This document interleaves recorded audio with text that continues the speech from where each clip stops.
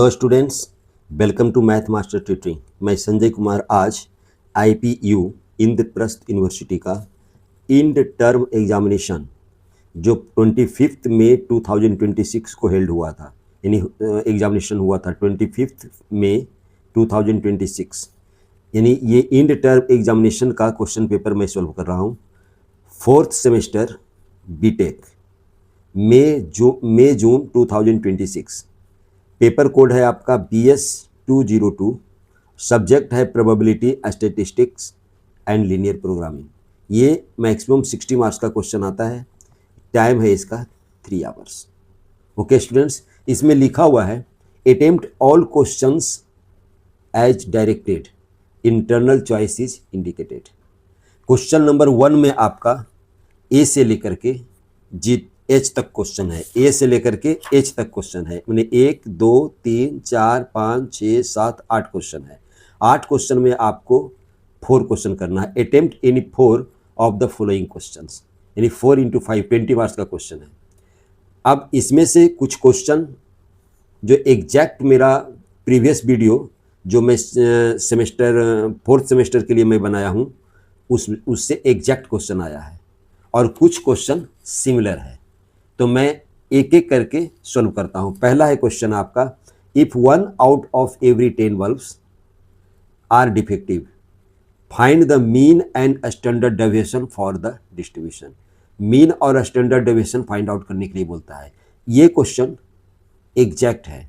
यहाँ पर इतना ही चेंजिंग है कि मैं जो बनाया हूँ उसमें टोटल नंबर ऑफ बल्ब्स 500 दिया हुआ है और इसमें टोटल नंबर ऑफ बल्ब्स नहीं दिया हुआ है। तो टोटल नंबर ऑफ बल्ब्स को हम लोग n सपोज करेंगे, उसके बाद बनाएंगे इसको। नेक्स्ट पेज में हम लोग इसको सॉल्व करते हैं।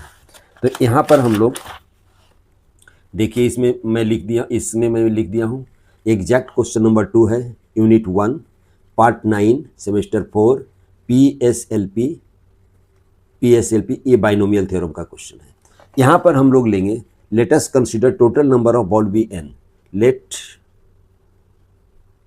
Total number of bulb is equal to n। ये सपोज कर लेंगे।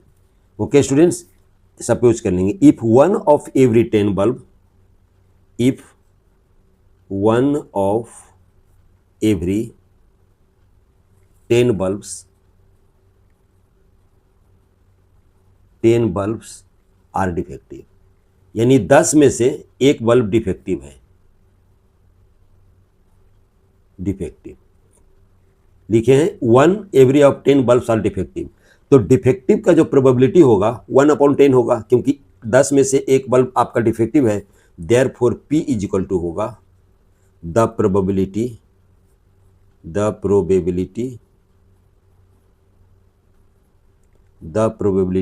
Of defective bulb.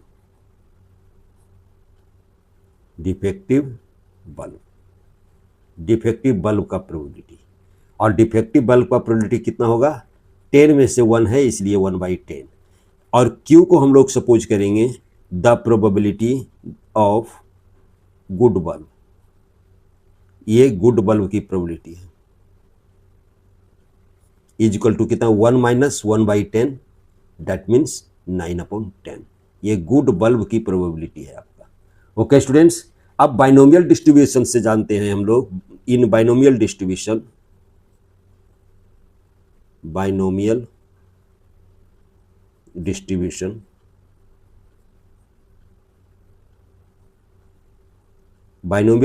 में हम लोग जानते हैं मीन इक्वल टू होता है,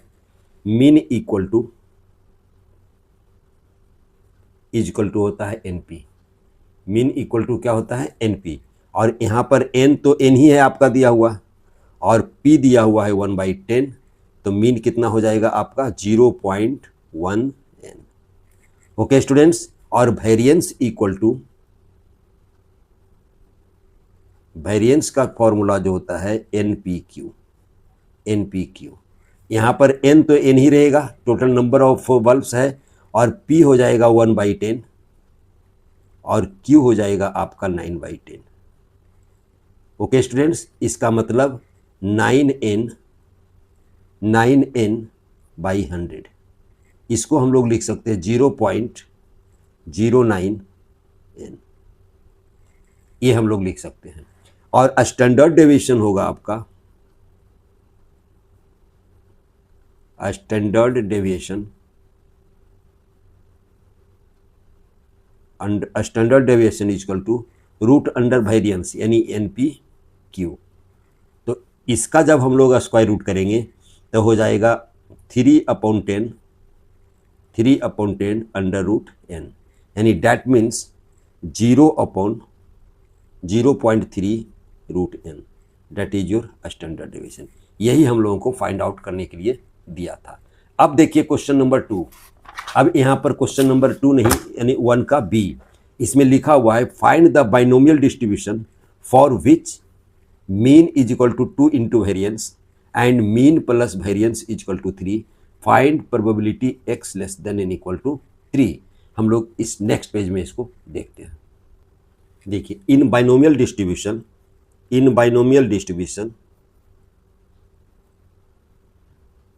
binomial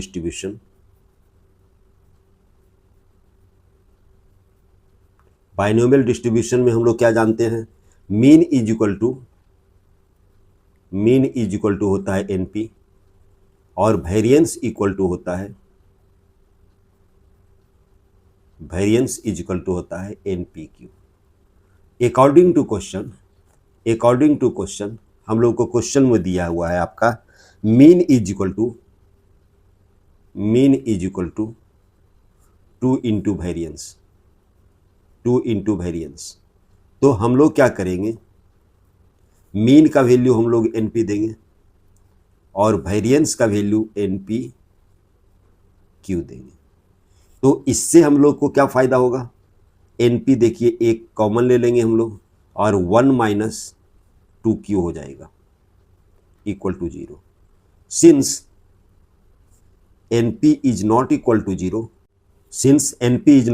0, therefore 1 minus 2Q equal to 0 होगा, therefore Q equal to half, यानी Q का वैल्यू हम लोग को फाइंड आउट हो गया, हाफ होगा ये। Okay students, also mean plus variance equal to 3, mean plus variance equal to 3। तो और मीन क्या है आपका NP प्लस वेरिएंस क्या है NPQ equal to 3। Okay students, यहाँ पर जब Q इक्वल टू P हुआ वो हाफ हुआ तो P इक्वल टू भी हाफ होगा। और अब यहाँ पर वैल्यू हम लोग N कॉमन ले लिए हम लोग और यहाँ पर हो जाएगा P plus PQ equal to 3। तो यहाँ पर इसको हम लोग लिख सकते हैं ऐसे, n का वैल्यू हम लोग को फाइंड आउट करना है, P is equal to half plus P is equal to half and Q is equal to half equal to 3। और हाफ प्लस 1/4 इसको हम लोग लिख सकते हैं n, 4 LCM हो गया, यहाँ पर 2 plus 1 equal to 3। Therefore n का जो वैल्यू आएगा आपका 4 आएगा।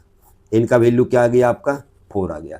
तो फिर बाइनोमियल फार्मूला से हम लोग बाइनोमियल डिस्ट्रीब्यूशन फाइंड आउट किया। अब बाइनोमियल फार्मूला क्या है आपका, बाइनोमियल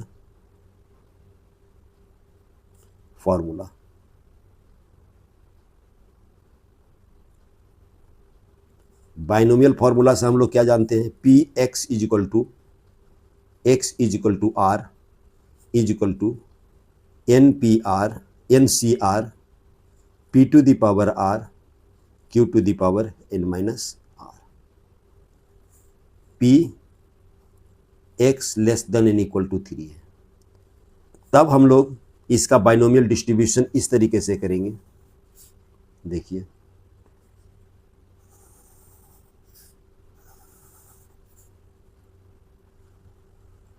ऐसे करेंगे हम लोग, यहाँ पर R लेंगे, यहाँ पर R लेंगे और यहाँ पर P x equal to R लेंगे। सबसे पहले हम लोग 0 पुट करेंगे क्योंकि x less than N equal to 3 है, तो जो x का जो वैल्यू आएगा 0 1 2 3, तो 0 के लिए हम लोगों का आएगा n का वैल्यू 4 है, 4c0, p का वैल्यू हाफ है तो half to the power 0, and q का वैल्यू आपका है q का वैल्यू है आपका हाफ, और n माइनस आर, n का वैल्यू 4 है तो 4 होगा। ये बाइनोमियल 0 के लिए हुआ। सिमिलरली 1 के लिए हो गया 4c1, और इसका जो वैल्यू हम लोग निकालेंगे 1/2 टू द पावर 4 होगा, दैट मीन्स 1/16, पहला 1/16।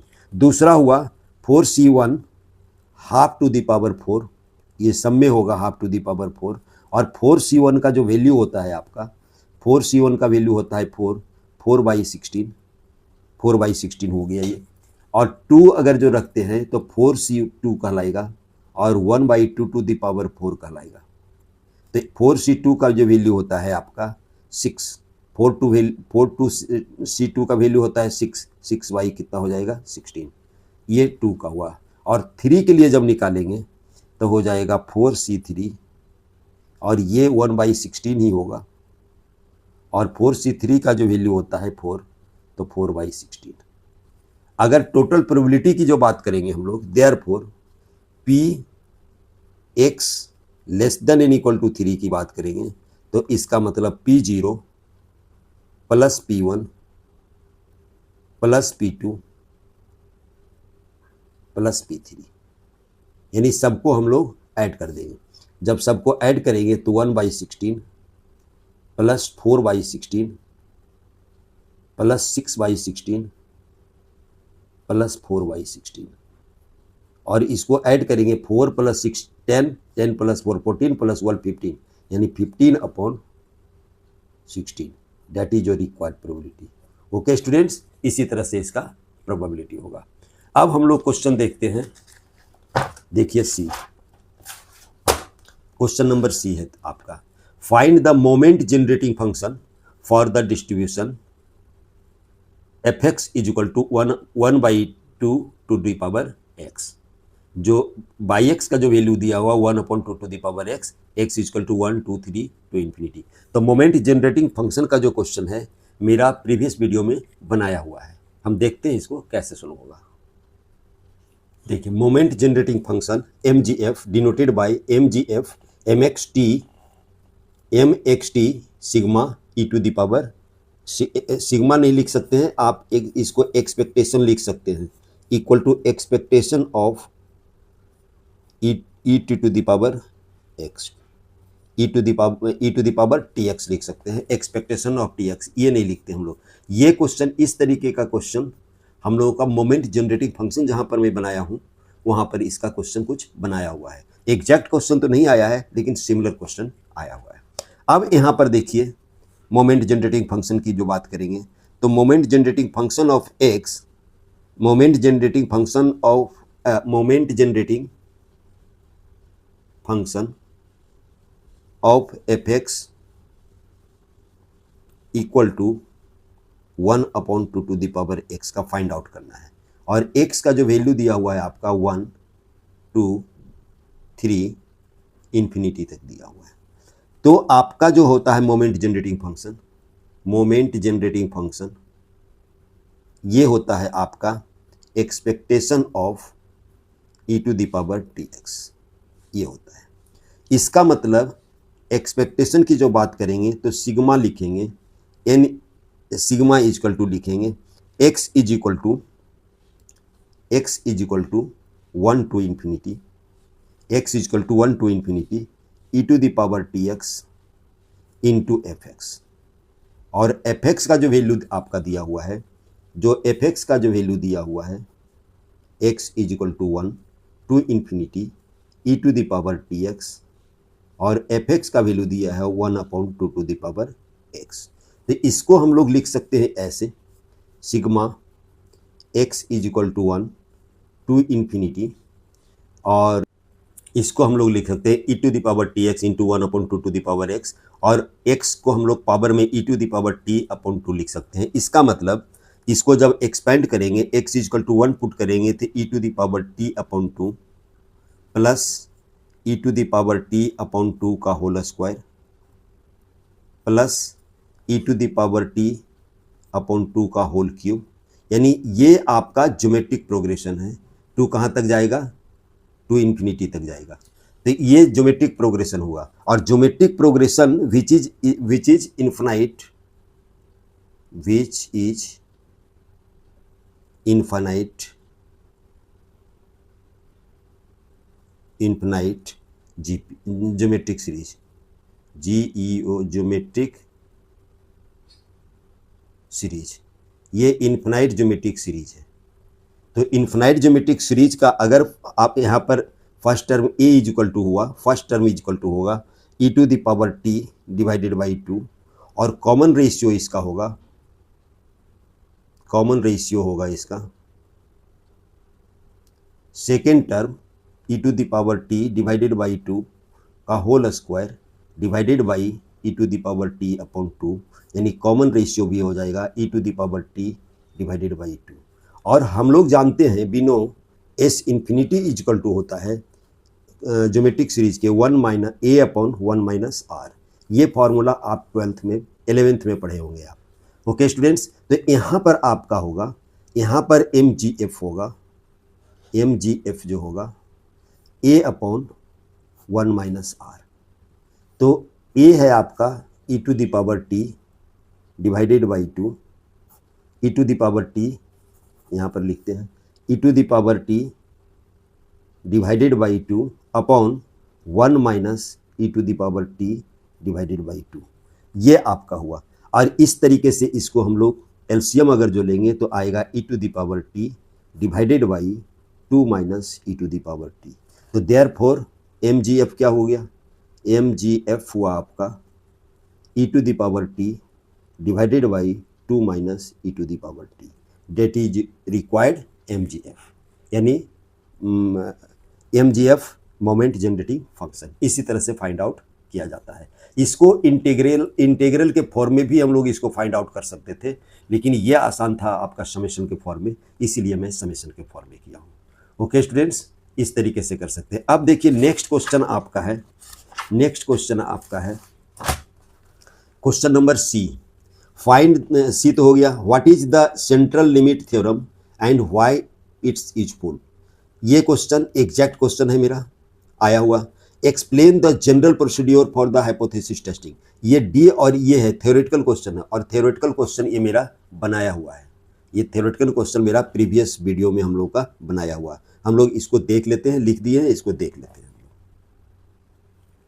देखिए सेमेस्टर 4 यूनिट 2 पार्ट 10 में एग्जैक्ट क्वेश्चन ये सेंट्रल लिमिट थ्योरम हम लोगों का दिया हुआ है। आप जब ये वीडियो आप उल्टेंगे तो सेंट्रल लिमिट थ्योरम है, if x bar be the mean of the random sample of size n drawn from the population having mean mu and standard deviation sigma, then the sampling distribution of sample mean x bar is approximately a normal distribution with mean mu and a standard deviation is equal to a standard error of x bar sigma upon root under n provided sample size n is large। इस तरीके से आप central limit theorem को लिख सकते हैं। कोई book में दूसरी तरह से भी सेंट्रल लिमिट थ्योरम को एक्सप्लेन किया हुआ है, लेकिन मैं इसी तरह से लिखा हूँ। Why it is useful? It allows to use normal distribution and distribution approximation Z test or T test for parametric hypothesis testing even when the underlying data distribution is skewed or unknown। यहाँ पर Z test और T test को solve करने में ये helpful है।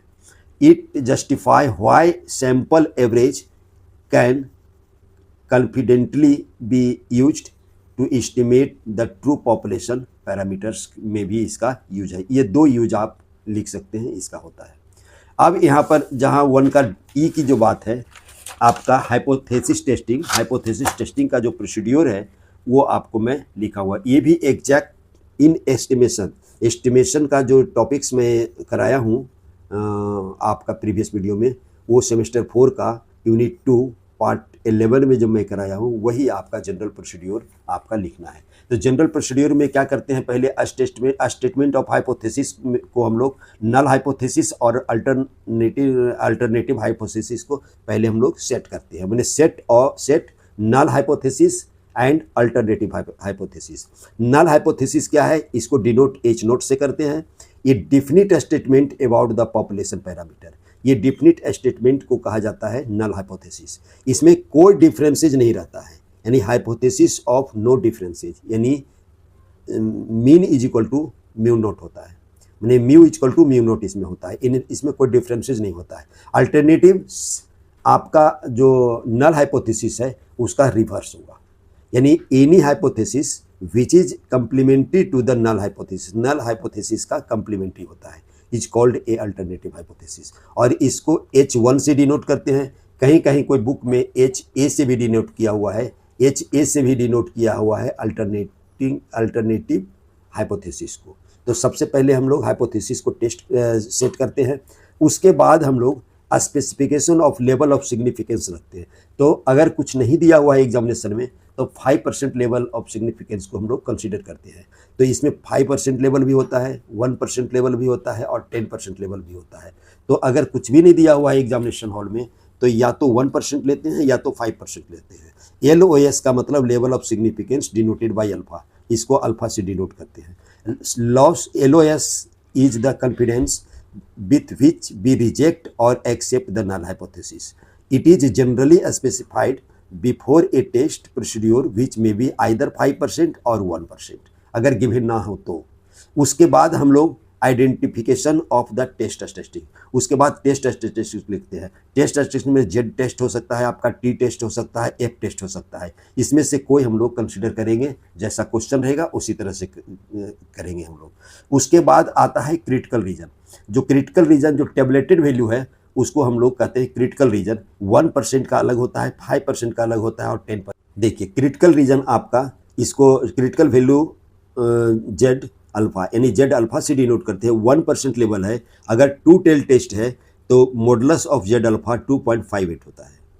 और अगर राइट टेल टेस्ट है 1% में तो इसका वैल्यू होता है Z alpha equal 2.33, and left test है तो इसका भी -2.33, इसमें प्लस इसमें माइनस। और 2 टेल टेस्ट में हम लोग मॉडुलस लेते हैं। और 5% में वही दिया हुआ 1.96 होता है 2 टेल टेस्ट में, राइट टेल टेस्ट में होता है 1.645 और लेफ्ट टेल टेस्ट में -1.645। और 2 टेल टेस्ट में 10% जनरली आता नहीं है, इसीलिए आप कंसिडर नहीं कर सकते हैं। उसके बाद हम लोग करते हैं मेकिंग डिसीजंस। अगर आपका कैलकुलेटेड वैल्यू क्रिटिकल वैल्यू से लेस है तो नल हाइपोथेसिस एक्सेप्ट किया जाता है, यानी if calculated value is less than and equal to critical value accept H0, otherwise reject H0। अगर आपका कैलकुलेटेड वैल्यू क्रिटिकल वैल्यू से कम है तो हम लोग H0 को एक्सेप्ट करेंगे, अदरवाइज इसको रिजेक्ट करेंगे। तो ये जो प्रोसीड्योर है आपका एग्जामिनेशन में आपको एग्जैक्ट इसी तरह से लिखना चाहिए, आपको पूरा मार्क्स आएगा। ओके स्टूडेंट्स, अब नेक्स्ट क्वेश्चन देखते हैं अगले पेज में। देखिए आप इसमें F क्वेश्चन है, find the line of regression और line of best fit for the data. n equal to दिया हुआ है, सिग्मा x दिया हुआ है, सिग्मा y दिया हुआ है, सिग्मा x स्क्वायर दिया हुआ है, सिग्मा y स्क्वायर दिया हुआ है, सिग्मा xy दिया हुआ है। ये आपका रिग्रेशन लाइन फाइंड आउट करने के लिए बोलता है, यानी y ऑन x और x ऑन y दोनों ही फाइंड आउट करना है हम लोग को। तो ये क्वेश्चन आपका एग्जैक्ट मेरा प्रीवियस जो वीडियो मैं सेमेस्टर 4 के लिए बनाया हूँ उसमें एग्जैक्ट क्वेश्चन आया हुआ है। देखिए क्वेश्चन नंबर F यहाँ पर कहाँ पर आया हुआ है जो मैं बताता हूँ आपको। यहाँ पर देखिए exact question number 3, regression analysis unit 3 semester 4 part 1। Semester 4 का पार्ट 1 यूनिट 3 में जाइएगा, रिग्रेशन एनालिसिस लिखा हुआ है टॉपिक्स का नाम, एग्जैक्ट क्वेश्चन नंबर 3 है। डेटा भी सेम है। तो सबसे पहले हम लोग डेटा जो लिख दिया हूँ मैं, जो डेटा लिखा हुआ है आपका, और उसके बाद सबसे पहले हम लोग लिखेंगे regression line y on x, regression line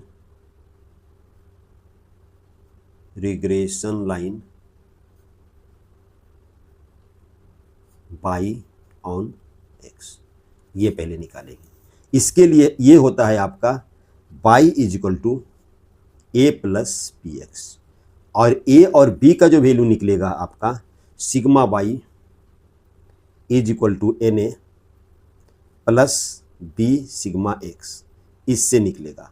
और एक निकलेगा आपका sigma xy equal to a sigma x plus b sigma x squared. Okay student, sigma by आपका दिया हुआ है, सिग्मा बाई आपका दिया हुआ है 18 और एन दिया हुआ है आपका 18, तो 18a हो जाएगा और सिग्मा एक्स दिया हुआ है 12, तो 12b हो जाएगा। ओके स्टूडेंट्स, और यहाँ पर सिग्मा एक्स वाई दिया हुआ है आपका 48 और सिग्मा एक्स दिया हुआ है 12a plus sigma x square दिया हुआ है 60b हो जाएगा आपका। अब ये दोनों को हम लोग सॉल्व कर लेंगे। देखिए 12 से कैंसिल आउट होता है, तो बर चौका 48, 4 हो गया, यहाँ पर a हो गया, यहाँ पर 5b हो गया, 1 हो गया। और दूसरा यहाँ पर इसकी जो बात करेंगे हम लोग, तो 6 से कैंसिल होता है, यानी 3 हो जाएगा और यहाँ पर 3a हो जाएगा और प्लस 2b हो जाएगा, यानी 3a plus 2b is equal to 3। इसको इक्वेशन 1 लीजिए, इसको इक्वेशन 2 लीजिए और इक्वेशन 1 और 2 को सॉल्व कर दीजिए। यहाँ पर से आपका a इक्वल टू होगा 4 माइनस 5b और इसको हम लोग सब्सटीट्यूट कर देंगे 1 में। फ्रॉम 1 क्या हो जाएगा आपका, फ्रॉम 1 में अगर जो रखेंगे तो 3 equal to 3 4 minus 5b plus 2b और इसको जब सॉल्व करेंगे तो हो जाएगा आपका 3 equal to 12 minus 15b plus 2b और इसको सॉल्व करेंगे हो जाएगा 12 minus 13b। Therefore b equal to यहाँ पर 12 देखिए लेफ्ट साइड आ जाएगा, तो -9 अपॉन -13 यानी हो जाएगा आपका 9/13, यानी b का जो वैल्यू आएगा आपका 9/13 आएगा। ओके स्टूडेंट्स, b का वैल्यू 9/13 आएगा आपका, b का वैल्यू 9/13 आएगा। Therefore a equal to 4 minus 5 into 9/13, तो कितना हो जाएगा 52 माइनस 45 डिवाइडेड बाई 13, यानी ये हो जाएगा 7/13, यानी a का जो वैल्यू आएगा आपका 7/13 होगा। तो इक्वेशन रिग्रेशन लाइन ऑन, तो देयरफॉर हो जाएगा y equal to regression line y on x हो जाएगा, बाई इजकल टू ए का वैल्यू 7/13, b का वैल्यू 9/13 x, ये हो जाएगा आपका regression equation of y on x. Similarly आपका regression line x on y, similarly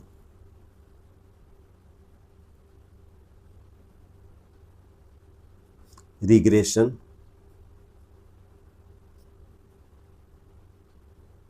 line x on by,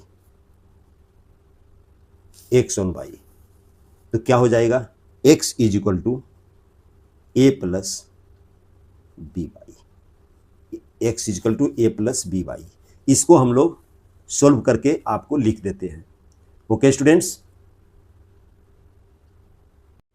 देखिए स्टूडेंट्स, क्वेश्चन नंबर 1 का g, express the following in the standard form minimum z is equal to 3x1 plus 4x2 such that 2x1 minus x2 minus 3x3 minus 4, 3x1 plus 5x2 plus x4 is equal to 10 और x1 minus 4x2 less than N equal to 12। जहाँ पर आपका दिया हुआ है x1, x3, x4 greater than N equal to 0, इसका मतलब इसमें x2 नहीं दिया हुआ है, जबकि x2 इसमें कॉन्स्टेंट्स में है आपका और ऑब्जेक्टिव फंक्शन में भी x2 है। इसका मतलब x2 has unrestricted in sign, यानी x2 का जो साइन होगा अनरिस्ट्रिक्टेड होगा। ऐसा क्वेश्चन मैं पहले प्रीवियस जो सेमेस्टर 4 के लिए मैं जो वीडियो बनाया हूँ यूनिट 4 के लिए, उसमें मैं बनाया हुआ हूँ। यहाँ पर मैं इस क्वेश्चन को सोल्व करता हूँ। यहाँ पर देखिए x2 अनरिस्ट्रिक्टेड इन साइन होगा, जब अनरिस्ट्रिक्टेड इन साइन होता है तो हम लोग x2 को सपोज करते हैं x2 dash minus x2 double dash, और जहाँ पर x1 और x1 डैश जो होगा x2 डैश जो होगा और x2 डबल डैश होगा, ये greater than N equal to 0 हम लोग लेते हैं हम लोग। तो इसका जब स्टैंडर्ड फॉर्म लिखेंगे तो स्टैंडर्ड फॉर्म क्या होगा, देखिए स्टैंडर्ड फॉर्म हम लोग लिखते हैं इस तरीके से। स्टैंडर्ड फॉर्म में हम लोग को फाइंड आउट करें, यहाँ पर लिखेंगे मिनिमम जेड, यहाँ पर मिनिमम जेड इक्वल टू, यहाँ पर देखिए इसके लिए एक स्लैक वेरिएबल इंट्रोड्यूस होगा, यहाँ पर इंट्रोड्यूस स्लैक वेरिएबल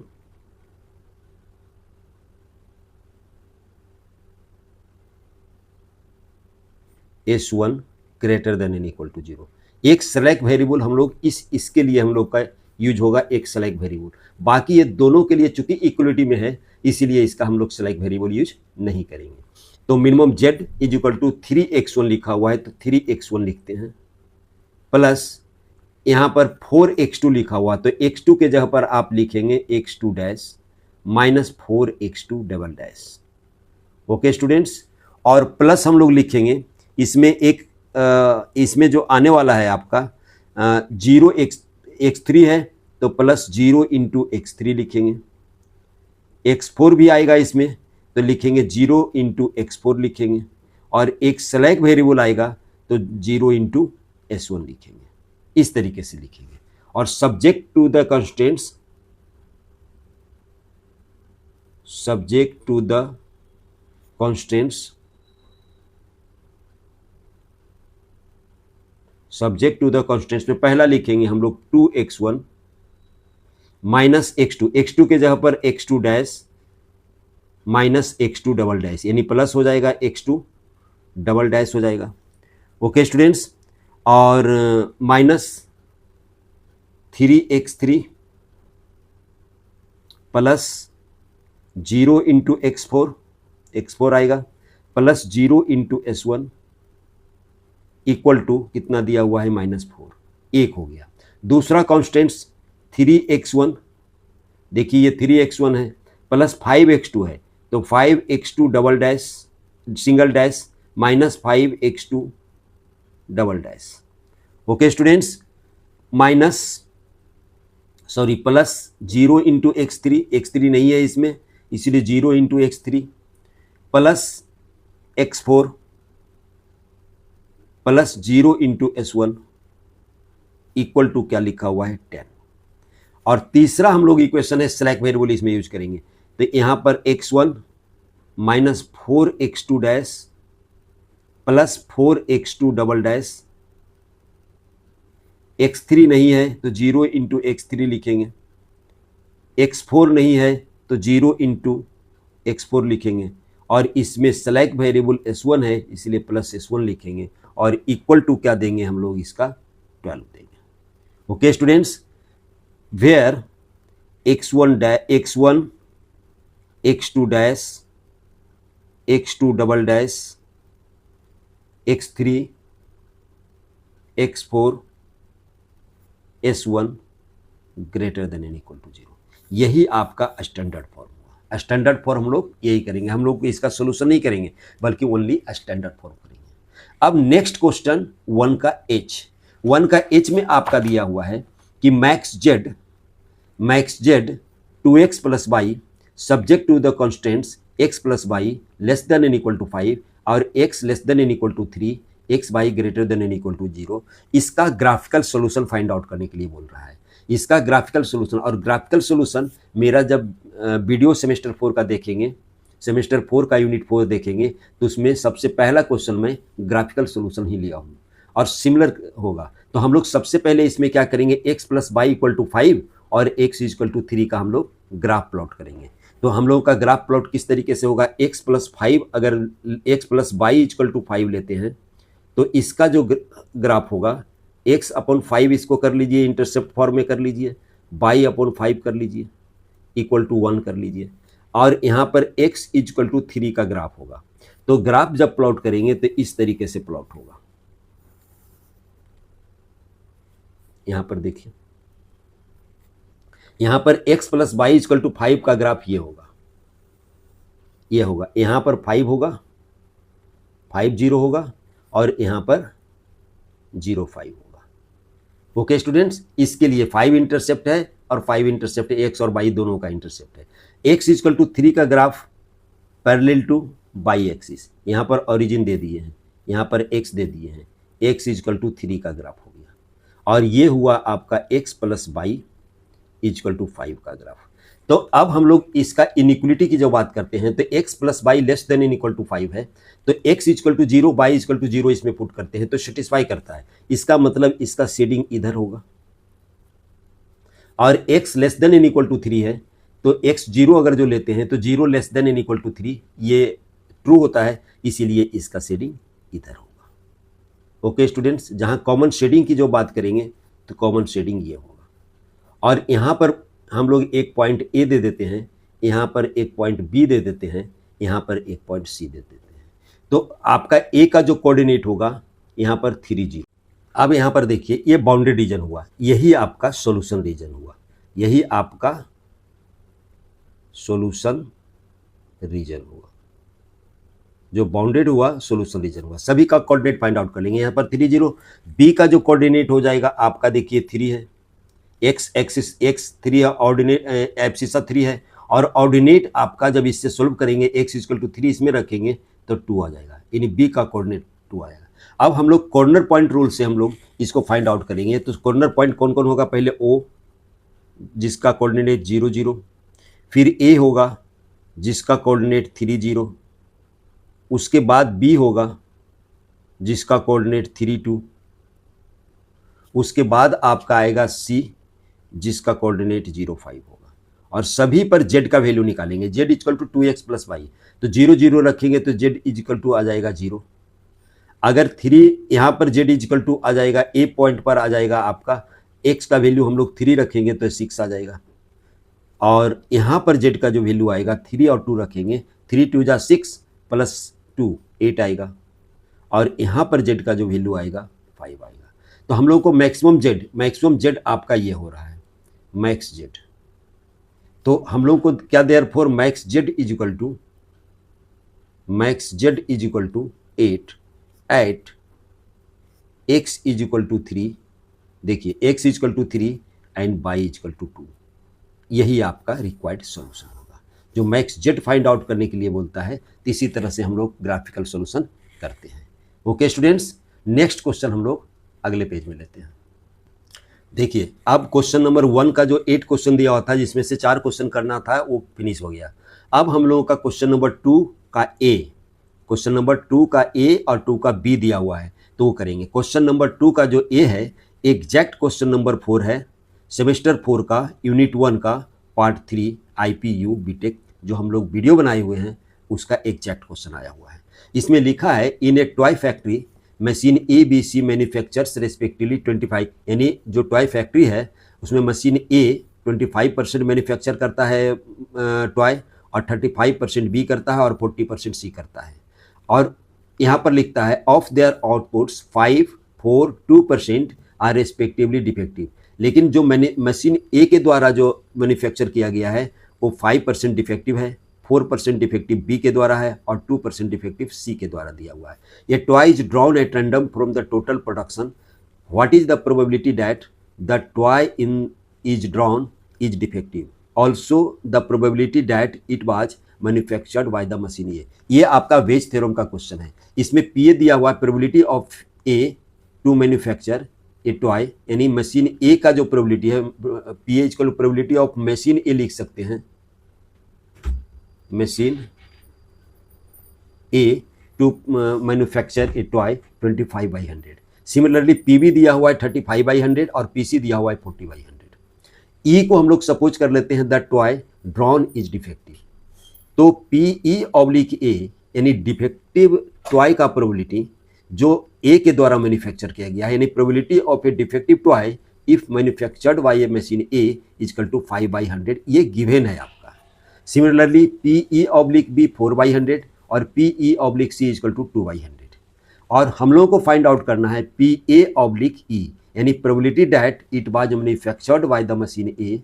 तो हम लोग बेज थ्योरम से क्या निकालेंगे, P A oblique E equal to P A into P E oblique A divided by, ये बेज थ्योरम का फॉर्मूला है आपका, पी PE/A प्लस PB, E/B प्लस PC, PE/C।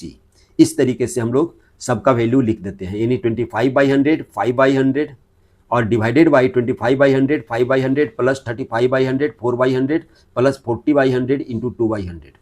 हम लोग ये क्वेश्चन बनाया हुआ है, आप इसमें डिटेल से आप देख सकते हैं। तो इसको जब कैलकुलेट करेंगे तो 100 कैंसिल हो जाएगा आपका, यहाँ पर से कैंसिल हो जाएगा, ये कैंसिल हो जाएगा, इससे ये और ये कैंसिल हो जाएगा, बच जाएगा आपका 125 प्लस 140 प्लस 80, ये 125 डिवाइडेड बाई 345, तो कैलकुलेट करेंगे तो 0.3623 आएगा।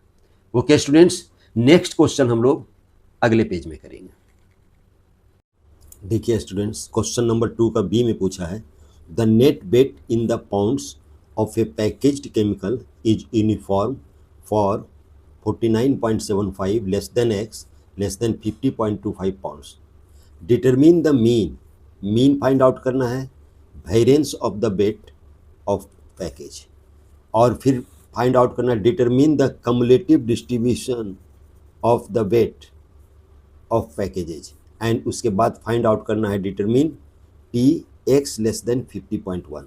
तो हम लोग सपोज कर लेते हैं let x equal to net weight of a packaged chemical which follows a continuous uniform distribution over a and b. A b जो आपका ओपन इंटरवल है, इस पर हम लोग का ये नेट वेट पैकेज्ड आपका केमिकल कंटिन्यूअस यूनिफॉर्म डिस्ट्रीब्यूशन है आपका।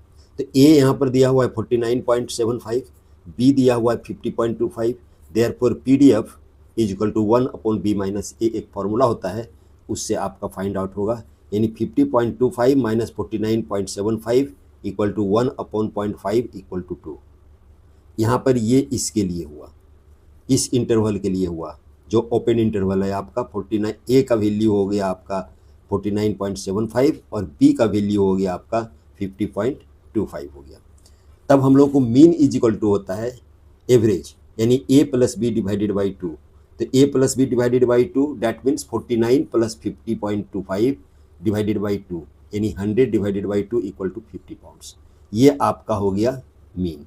और वेरिएंस इज इक्वल टू होता है, यानी sigma square is equal to होता है फॉर्मूला b माइनस ए का square divided by 12, b minus a का स्क्वायर डिवाइडेड बाई 12।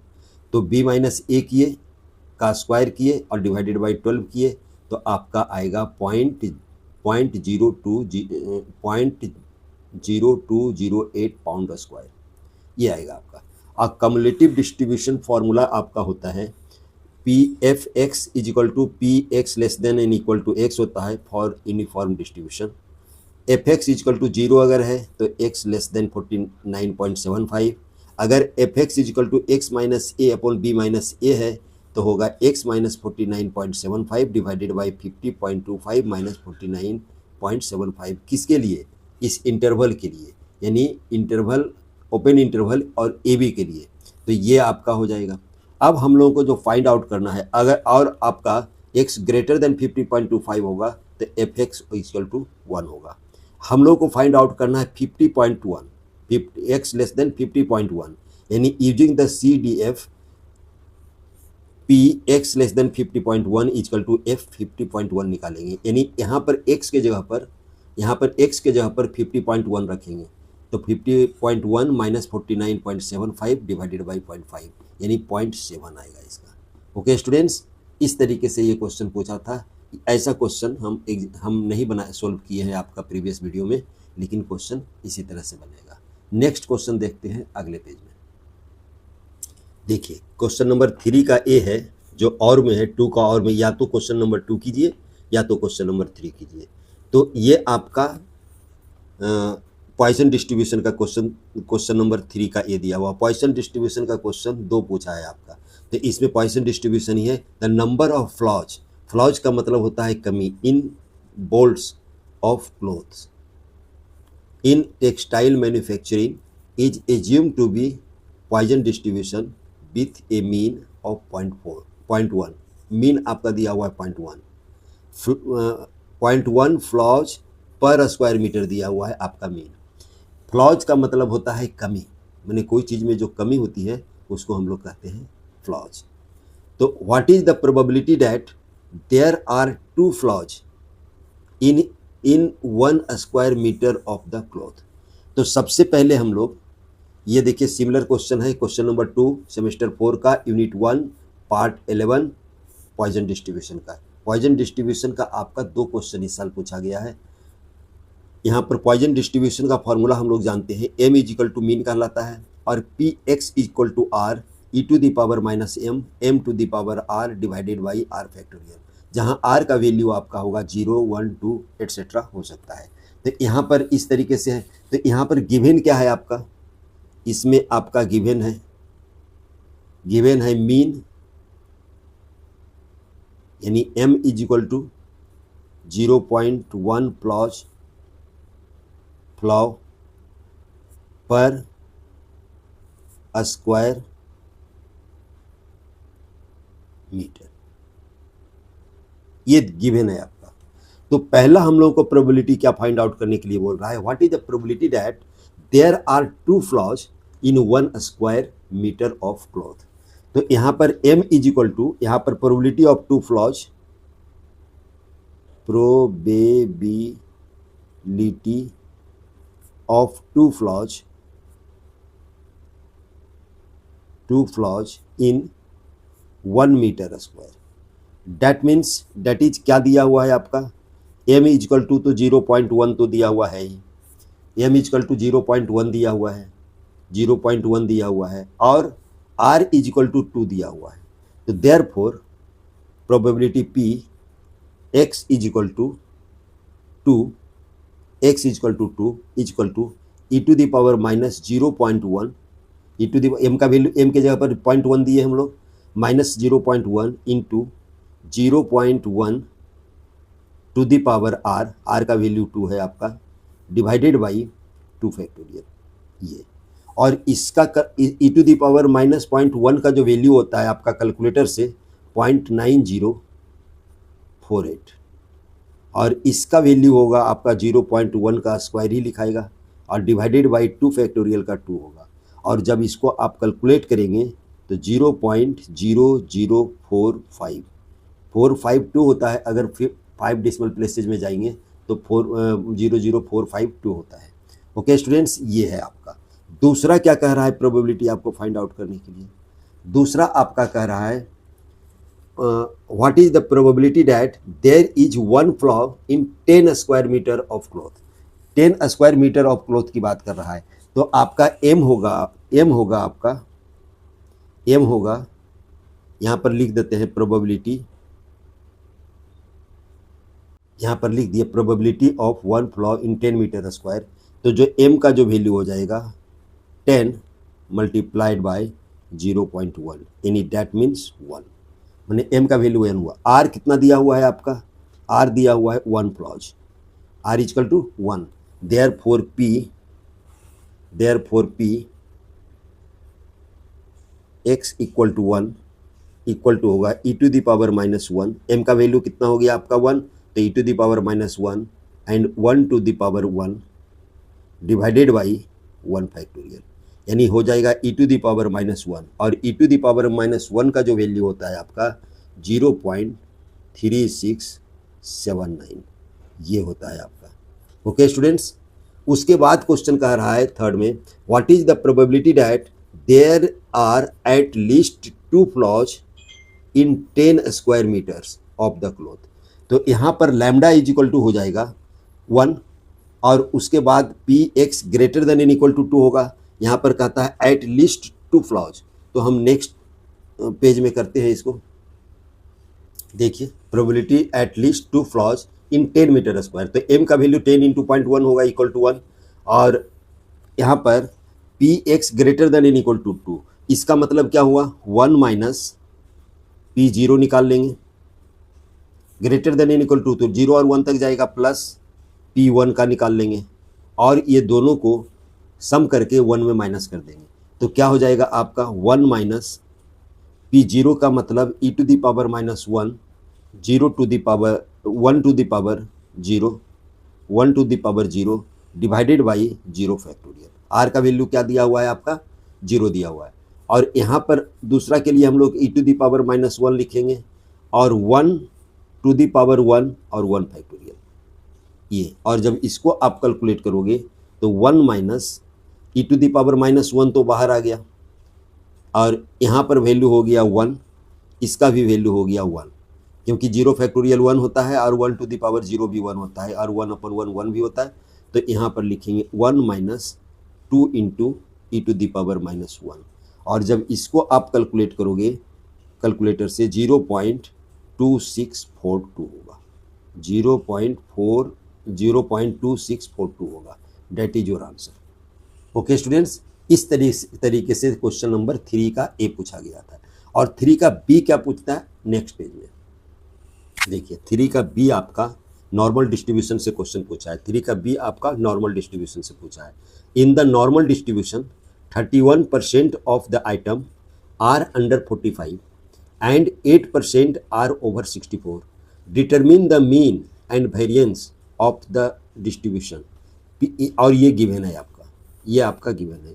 ये एग्जैक्ट क्वेश्चन नंबर 2 है सेमेस्टर 4 का यूनिट 1 पार्ट 16 IPU का, जो हम 4th सेम के लिए मैं बनाया हूँ वीडियो, उसमें एग्जैक्ट क्वेश्चन नंबर 4 है, एग्जैक्ट क्वेश्चन नंबर 2 है। तो इसमें आपका म्यू और सिग्मा को हम लोग मीन और स्टैंडर्ड डेविएशन से पूछ करते हैं। Let mu and sigma are mean and standard deviation. और स्टैंडर्ड नॉर्मल वेरिएट का जो फॉर्मूला Z इक्वल टू होता है x minus mu divided by sigma. ये स्टैंडर्ड नॉर्मल वेरिएट का फॉर्मूला होता है नॉर्मल डिस्ट्रीब्यूशन में।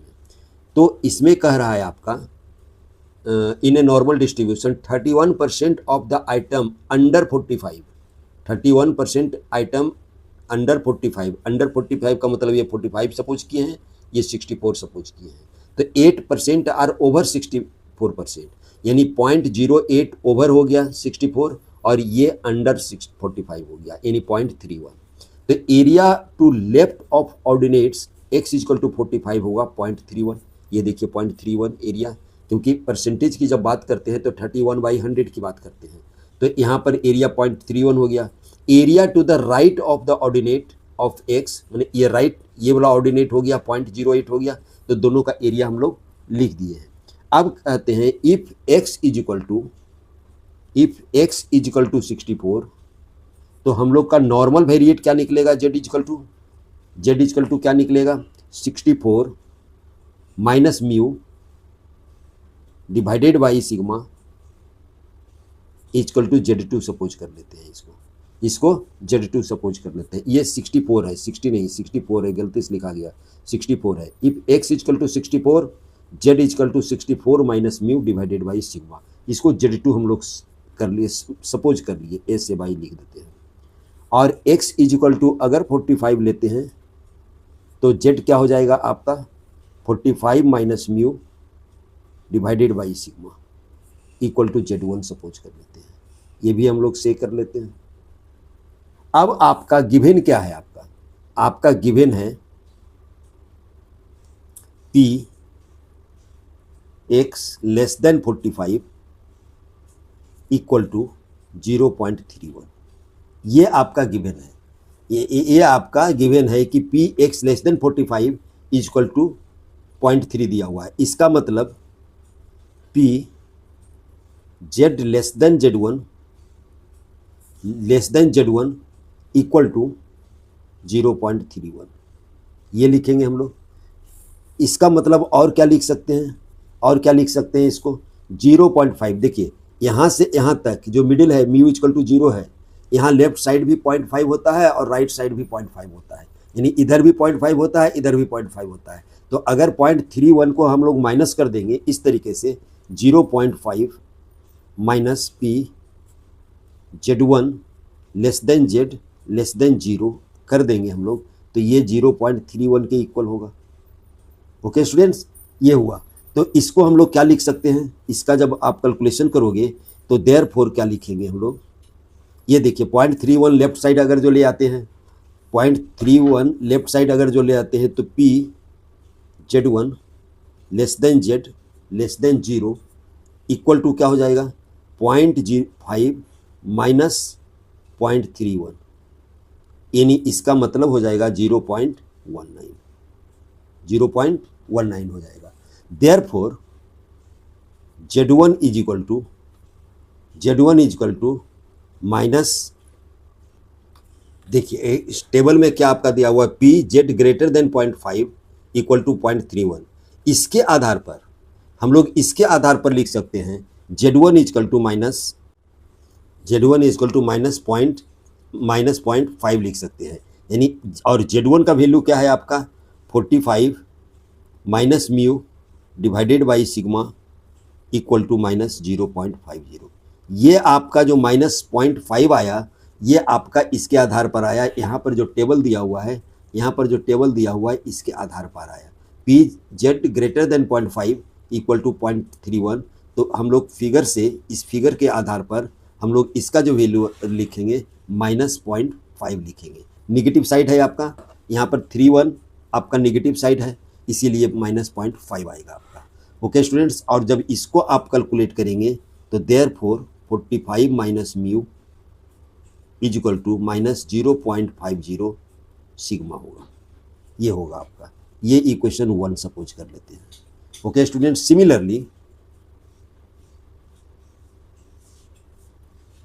Similarly p x greater than 64 is equal to 0.08, और इसको जब कैलकुलेट करेंगे तो आ जाएगा p z greater than Z2 equal to 0.08, और इसको जब कैलकुलेट करेंगे तो जेड ग्रेटर देन Z2 का मतलब 0.5 इस फिगर से आप देखिए, इस फिगर से 0.5 minus p 0 less than Z2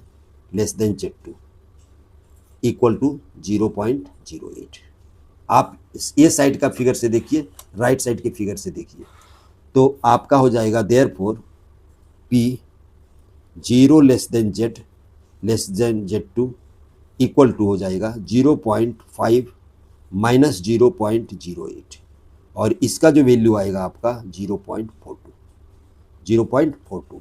therefore Z2 is equal to 1.4 कहाँ है आपका, गिवन है यहाँ पर देखिए, Z less than minus 1.4 equal to 0.08, इसके लिए दिया हुआ है, तो Z2 इक्वल टू हो जाएगा 1.4। डैट मीन्स, और Z2 का जो वैल्यू दिया हुआ है आपका, यहाँ पर Z2 का जो वैल्यू दिया हुआ है देखिए, यहाँ पर 64 minus mu divided by sigma, 64 minus mu divided by sigma is equal to 1.4।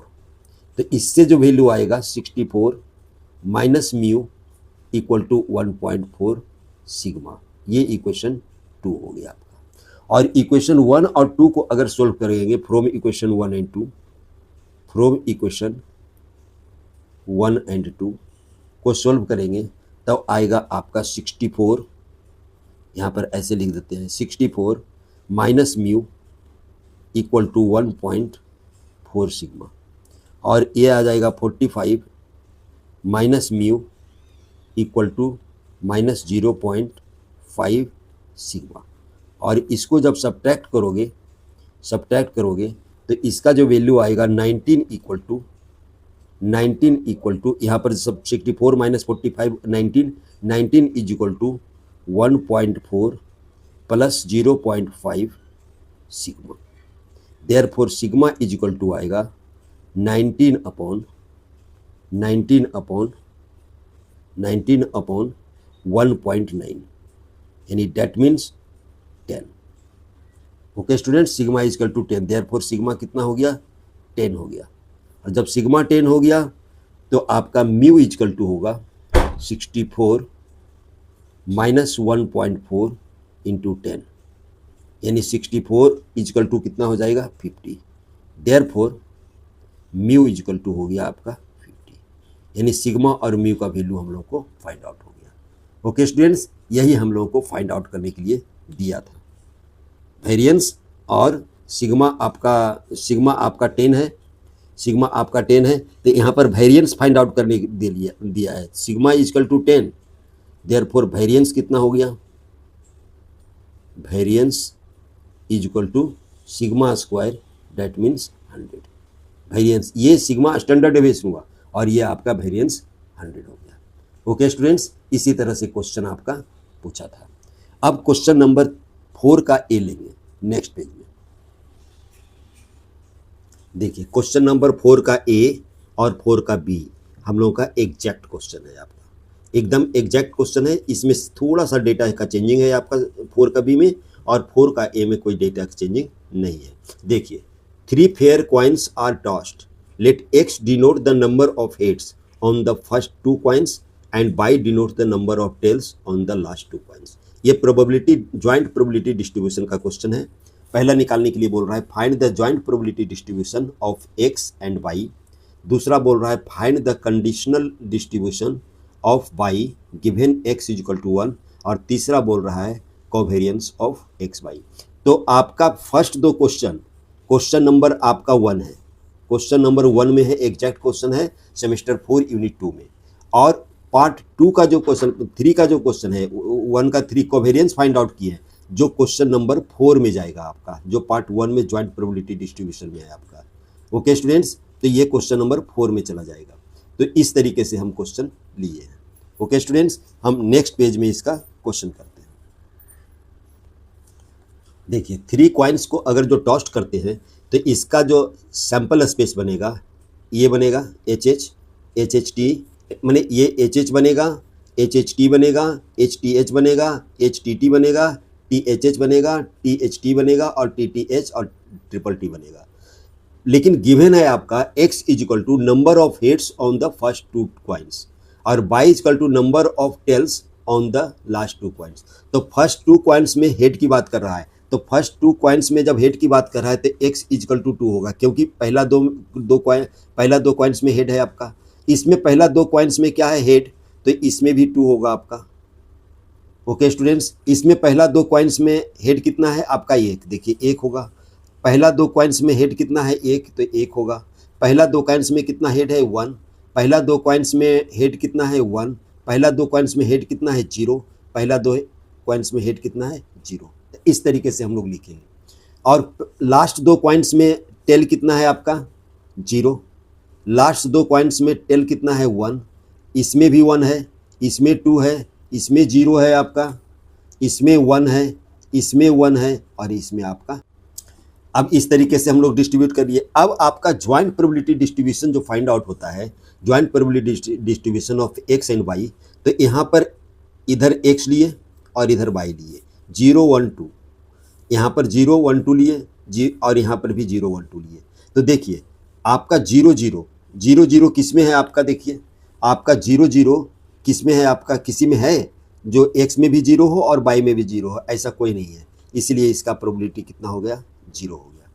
और अब देखिए यहाँ पर x 0 और y 1, x 0 और y 1, तो एक है आपका, x 0 y 1 आपका 1 है, तो क्या लिखेंगे 1/8, 1 x 0 और y 1, तो इसको लिखेंगे प्रोबेबिलिटी x 1/8, क्योंकि नंबर ऑफ सैंपल स्पेस कितना है आपका 8 है। और दूसरा फिर उसके बाद देखिए 0 और 2, और 0 और 2 किस में है, देखिए इसमें है 0 और 2, तो इसका भी हो गया 1/8। ओके स्टूडेंट्स, अब यहाँ पर लिखा है x is equal to 1 y is equal to 0, x is equal to 1 y is equal to 0, तो ये आएगा आपका x is equal to 1 y is equal to 0, तो कितना आएगा आपका 1/8। और यहाँ पर देखिए x is equal to 1 y is equal to 1, तो x is equal to 1 y is equal to 1 इसमें है और इसमें है, तो कितना में हो गया आपका 2 में, तो 2/8 इसका प्रोबेबिलिटी की बात करेंगे। और अब देखिए इसमें x is equal to 1 y is equal to 2, x is equal to 1 देखिए और y इजकल टू 2 इसमें है आपका, तो कितना लिखाएगा आपका 1/8। अब इसके देखिए x is equal to 2 y is equal to 0, x is equal to 2 y is equal to 0 1 में है, तो क्या लिखेंगे हम लोग 1/8। अब दिया हुआ है x is equal to 2 y is equal to 1, तो 1 में हुआ तो 1/8 हुआ। और अब लिखा हुआ है आपका x is equal to 2 y is equal to 2, ऐसा कोई नहीं है, तो यहाँ पर हो जाएगा 0। और यहाँ पर जब टोटल प्रोबेबिलिटी की बात करेंगे तो इसको सम कर देंगे तो कितना हो जाएगा 2/8, और इसका सम कर देंगे तो 1 + 2 3 + 1 4, 4/8 होगा। और ये क्या हो जाएगा आपका 2/8 हो जाएगा। सिमिलरली इधर सम करेंगे तो 2/8 होगा, यहाँ पर करेंगे तो 4/8 होगा, और यहाँ पर करेंगे तो 2/8 होगा, और इसका अगर आप सम करोगे तो 1 होगा, यानी टोटल प्रोबेबिलिटी क्या हो जाएगा, 1 हो जाएगा आपका। ये आपका। और कंडीशनल प्रोबेबिलिटी की जब बात करते हैं, conditional distribution of y given x equal to 1, तो इसका जो फॉर्मूला होता है कंडीशनल प्रोबेबिलिटी ऑफ बाई, यहाँ पर conditional probability of y given x equal to 1, तो बाई का वैल्यू 0 हो सकता है भी, 1 भी हो सकता है, 2 हो सकता है। तो पहले कंडीशनल प्रोबेबिलिटी हम लोग लिख रहे हैं p बाई इक्वल टू 0, माने conditional probability of y if x is equal to 1, पहले इसका लिख रहे हैं हम लोग। ओके स्टूडेंट्स, तो ये होगा आपका p y is equal to 0 intersection x is equal to 1 divided by p x is equal to 1। और ये क्या होता है आपका, ये क्या होता है p 1/8, 0 और 1 का देखिए, x equal to y equal to 0, y equal to 0 और x इक्वल टू 1 क्या है आपका 1/8, तो क्या लिखेंगे इसमें 1/8। और x इक्वल टू 1 का जो प्रोबेबिलिटी है, x इक्वल टू 1 का जो प्रोबेबिलिटी है 4/8, देखिए x इक्वल टू 1 का जो प्रोबेबिलिटी है यहाँ पर 4/8 है, तो क्या लिखेंगे 4/8, तो इसका जो वैल्यू आएगा 1/4। आपका conditional probability of y equal to 0 if x equal to 1 1/4 होगा। Similarly conditional probability of y equal to 1 if x equal to 1, तो क्या आ जाएगा, x भी 1 बाई भी 1। देखिए x का 1 यहाँ पर पहले ये लिख लेते हैं formula, y equal to 1 intersection x equal to 1 divided by p x equal to 1, तो ये हम लोग लिखे, तो p 1 x 1 और बाई भी 1 कितना है 2/8, तो हम लोग क्या लिखेंगे नॉमरेटर में 2/8 डिवाइडेड बाई 4/8, ये x इक्वल टू 1 तो सेम होगा, तो 8 कैंसिल हो गया, 2/4 डैट मीन्स 1/2, यानी दूसरा जो प्रोबेबिलिटी हो गया 1/2 हुआ। तीसरा p y equal to 2 oblique x equal to 1, तो इसका जो फॉर्मूला होगा आपका p y equal to 2 intersection x equal to 1 divided by p x equal to 1, तो यहाँ पर जब हम लोग इस तरीके से लिखेंगे x इक्वल टू 1, तो यहाँ पर p बाई 2 और x equal to 1, x equal to 1, तो क्या हो गया 1/8, तो इसको लिखेंगे हम लोग 1/8, और divided by x equal to 1 4/8 ही होगा, तो यानी इसका भी वैल्यू आपका हो गया 1/4। इस तरीके से हम लोग कंडीशनल प्रोबेबिलिटी फाइंड आउट करते हैं। उसके बाद तीसरा क्वेश्चन आपको दिया है कोवेरियंस ऑफ x, एक कोवेरियंस ऑफ एक्स वाई, तो इसका फॉर्मूला होता है expectation of x y minus expectation of x और वाई होता है, एक्सपेक्टेशन ऑफ एक्स वाई होता है। देखिए कोवेरियंस ऑफ एक्स वाई होता है expectation of x y minus expectation of x into expectation of y, और expectation of x find out होगा आपका expectation of x 0 into 2/8 plus 1 into 4/8 plus 2 into 2/8, यानी expectation of x होगा 0 multiplied by 2/8 plus 1, ये 1 multiplied by 4/8 multiplied by 4/8 plus 2 multiplied by 2/8, ये expectation of x हुआ। और इसका जब कैलकुलेट करेंगे तो 8/8 इक्वल टू 1 होगा। सिमिलरली एक्सपेक्टेशन ऑफ बाई होगा 0 multiplied by 2 into 8, 0 multiplied by 2/8 plus 1 multiplied by 4/8, 1 multiplied by 4/8 plus 2 multiplied by 2/8, 2 multiplied by 2/8, और इसका भी वैल्यू 8/8 इक्वल टू 1 होगा। ओके स्टूडेंट्स, इसका भी वैल्यू 8/8 इक्वल टू 1 होगा। और एक्सपेक्टेशन ऑफ एक्स बाई की जब बात करेंगे तो हम लोग निकालेंगे sigma x by P x by, यानी हम लोग इस तरीके से निकालेंगे सिग्मा एक्स बाई, इसका मतलब 1 इंटू 1, 1 इंटू 1, 1 इंटू 1, क्या लिखेंगे हम लोग expectation of x by sigma x into by P x by, यानी 1 अगर एक्स का वैल्यू 1 लिए, बाई का वैल्यू 1 लिए, तो इसका जो प्रोबेबिलिटी होगा 2/8 होगा। x1 मैंने एक्स बाई, यानी 1 का प्रोबेबिलिटी देखिए, 1 का प्रोबेबिलिटी है, 1 का प्रोबेबिलिटी है 2/8 और x भी 1 बाई भी 1, तो 2/8 हो गया। सिमिलरली 1 इंटू 2 x1/2 प्रोबेबिलिटी 1/8 है, इसलिए 1/8 लिखाया। 2 के लिए फिर लिखेंगे, फिर 2 के लिए लिखेंगे, तो 3/4 हो जाएगा। और कोवेरियंस इक्वल टू फॉर्मूला होता है sigma x expectation of x by minus expectation of x into expectation of by. तो एक्सपेक्टेशन ऑफ एक्स बाई निकला है 3/4 माइनस एक्सपेक्टेशन ऑफ एक्स 1 है, एक्सपेक्टेशन ऑफ बाई 1 है, तो 1 इंटू 1 यानी 3/4 माइनस 1 यानी -1/4, डेट इज योर कोवेरियंस। इस तरीके से क्वेश्चन आपका पूछा था। नेक्स्ट क्वेश्चन हम लोग अगले पेज में लेते हैं, 4 का बी। देखिए क्वेश्चन नंबर 4 का बी कह रहा है, in a sampling a large number of parts manufactured by a machine the mean of the number defective in the sample is of 20 is 2 out of 1000 each sample, how would be expected to contain at least 3 defective parts। ये Poisson distribution का है आपका। इस exact question number 2 है, data थोड़ा सा changing है। Semester 4 में यूनिट 1 का देखिएगा पार्ट 11 पॉइसन डिस्ट्रीब्यूशन में, तो आपको एग्जैक्ट क्वेश्चन मिलेगा। इसमें हम लोग करेंगे क्या, यहाँ पर मीन इज इक्वल टू 2 दिया हुआ है, n is equal to number of samples suppose कर लेंगे 1000, और पी आर होता है जो फॉर्मूला होता है पॉइसन डिस्ट्रीब्यूशन का, e to the power minus m to the power r divided by r factorial, ये हम लोग लिखेंगे। नेक्स्ट पेज में इसको देखते हैं। देखिए यहाँ पर मीन इजकल टू 2 दिया हुआ है, n is equal to number of samples हम लोग सपोज कर लीजिए 1000। पॉइसन डिस्ट्रीब्यूशन का फॉर्मूला आप जानते ही हैं, प्रोबेबिलिटी एट लीस्ट 3 डिफेक्टिव का मतलब px greater than N equal to 3 का मतलब 1, यानी p हम लोग का प्रोबेबिलिटी किसका निकालेंगे, प्रोबेबिलिटी निकालेंगे हम लोग x इज इक्वल टू 0 का और x इज इक्वल टू 1 का और x इज इक्वल टू 2 का, और तीनों का फाइंड आउट करके हम लोग 1 में देखिए हम लोग क्या करेंगे, px is equal to 0, px is equal to 1, px is equal to 2 का फाइंड आउट कर लेंगे और 1 में माइनस कर देंगे, तो px greater than N equal to 3 find out होगा।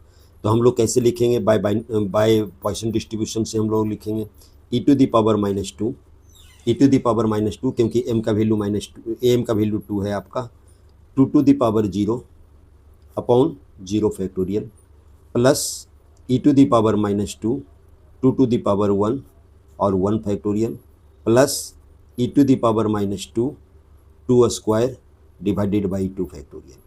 और जब इसको आप कैलकुलेट करोगे तो 1 minus e to the power -2 common आ जाएगा और यहाँ पर बच जाएगा 1, यहाँ पर बच जाएगा 2, यहाँ पर बच जाएगा 2, क्योंकि 2 स्क्वायर डिवाइडेड बाई 2 2 ही होगा, यानी टोटल जो कैलकुलेशन होगा 1 minus e to the power -2 multiplied by 5।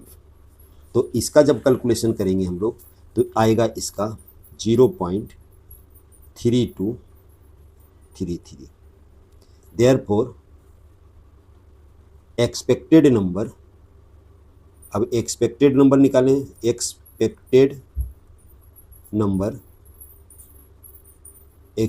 Number निकालेंगे तो फॉर्मूला होता है n multiplied by p x greater than N equal to 3।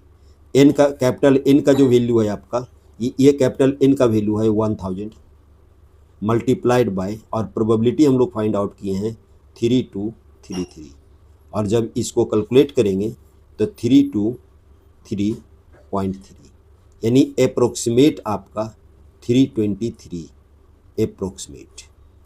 Approximate number जो आएगा आपका 323, that is your required answer. ये आपका एक्सपेक्टेड नंबर हुआ। ओके स्टूडेंट्स, नेक्स्ट क्वेश्चन हम लोग देखते हैं।